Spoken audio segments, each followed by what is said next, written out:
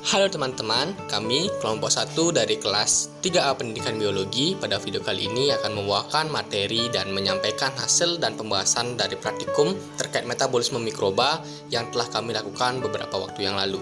Halo, perkenalkan nama saya Sri Ayulandari dengan NIM 2113041001. Perkenalkan, nama saya Sani Proditya Situmorang dengan NIM 21130411011.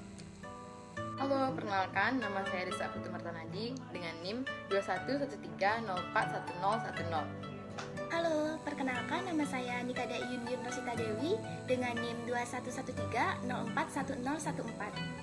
Halo, perkenalkan, saya Giri Teguh Arya Mahendrata dengan NIM 2113041021.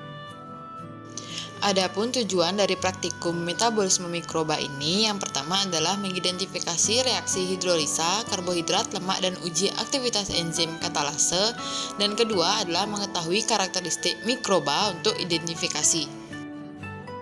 Alat dalam uji aktivitas enzim katalase adalah cawan Petri, Bunsen serta korek, jarum OC, kaca preparat, pipet tetes, gelas beker, aluminium foil, dan tisu. Adapun bahan dalam uji aktivitas enzim katalase adalah larutan hidrogen peroksida dan isolat bakteri. Alat dalam uji perubahan karbohidrat dan lemak sebelum inokulasi adalah cawan Petri, Bunsen serta korek, jarum OC, tisu, pulpen, label, dan plastik wrapping.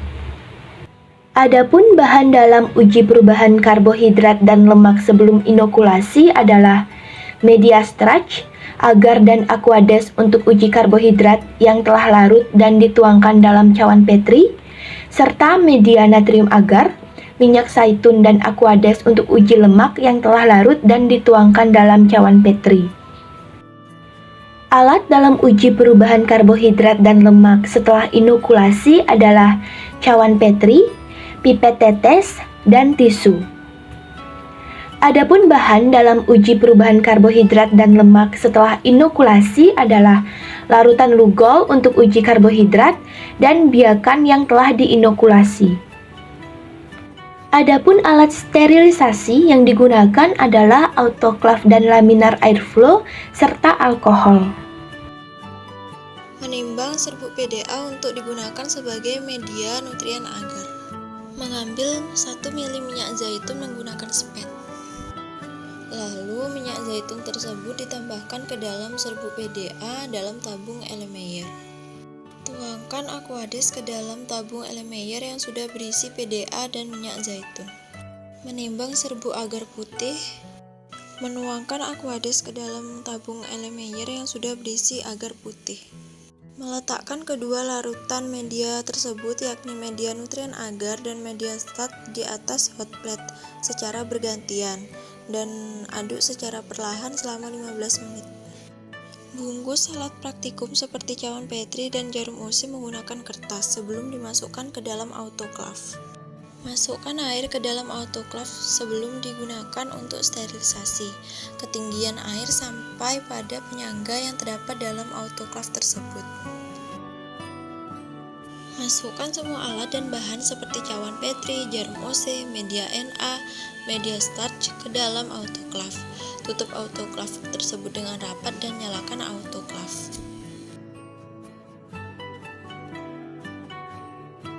Setelah selesai melakukan sterilisasi, ambil alat dan bahan yang terdapat dalam autoclave dan jangan lupa tangan sudah disemprotkan alkohol agar steril. Melakukan sterilisasi pada meja yang akan digunakan praktikum dengan menggunakan alkohol dan tisu. Dekatkan cawan Petri dan larutan media pada cawan Bunsen. Lalu tuangkan larutan media tersebut ke dalam cawan Petri.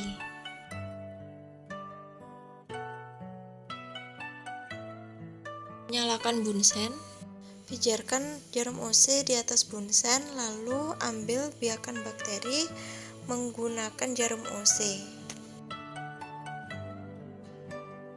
Setelah itu, goreskan biakan bakteri ke dalam media starch. Goresan tersebut berupa goresan lurus dari ujung sampai pangkal. Setelah itu, pijarkan kembali dekat bunsen cawan Petri tersebut dan wrapping cawan Petri tersebut.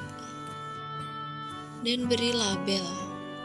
Ambil larutan Lugol menggunakan pipet tetes, lalu teteskan pada goresan bakteri pada cawan Petri tersebut.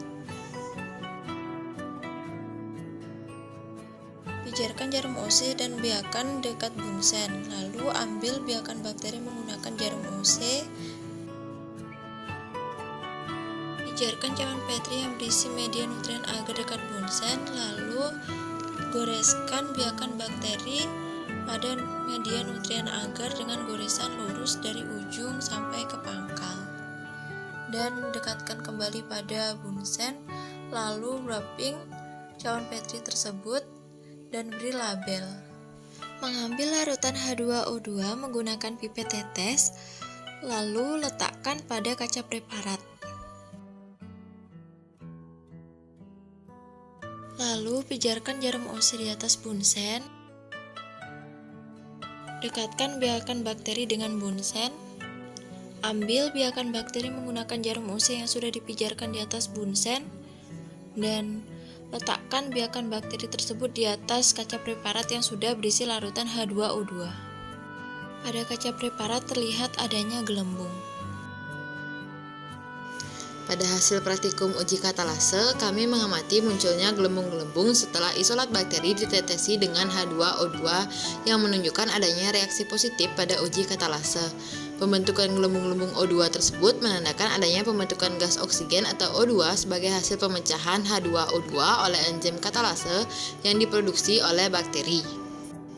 Pada hasil praktikum uji amilase atau PATI, kami mendapatkan hasil yakni saat isolat bakteri ditetesi dengan Lugol, larutan Lugol berubah warna menjadi biru tua, dan setelah diamati selama beberapa saat, masih tidak ada perubahan yang terjadi ataupun warna menjadi bening atau jernih pada goresan isolat. Hal ini menunjukkan bahwa adanya reaksi negatif pada uji amilase. Hal ini juga didukung dengan tidak adanya warna bening atau jernih pada sekeliling goresan garis inokulasi atau di sekeliling koloni bakteri, dan hanya tetap berwarna biru kehitaman. Pada hasil praktikum uji lemak, kelompok kami mendapatkan hasil bahwa biakan murni yang ditanam pada media NaL natrium agar lemak tumbuh dan sesuai dengan goresan jarum inokulasi yang telah dilakukan sebelumnya. Adapun kesimpulan dari hasil dan pembahasan praktikum yang telah kelompok kami lakukan, dapat kami identifikasi bahwa pada uji enzim katalase menunjukkan reaksi positif, yakni adanya gelembung O2. Yang berikutnya, pada uji karbohidrat kami mendapatkan hasil negatif, yang dimana dari hasil tetesan Lugol menghasilkan warna biru yang menunjukkan tidak adanya reaksi hidrolisa karbohidrat atau PATI. Dan yang terakhir, pada uji lemak tidak dapat dilakukan karena tidak adanya neutral rate, akan tetapi biakan mikroba dapat tumbuh pada media NaL.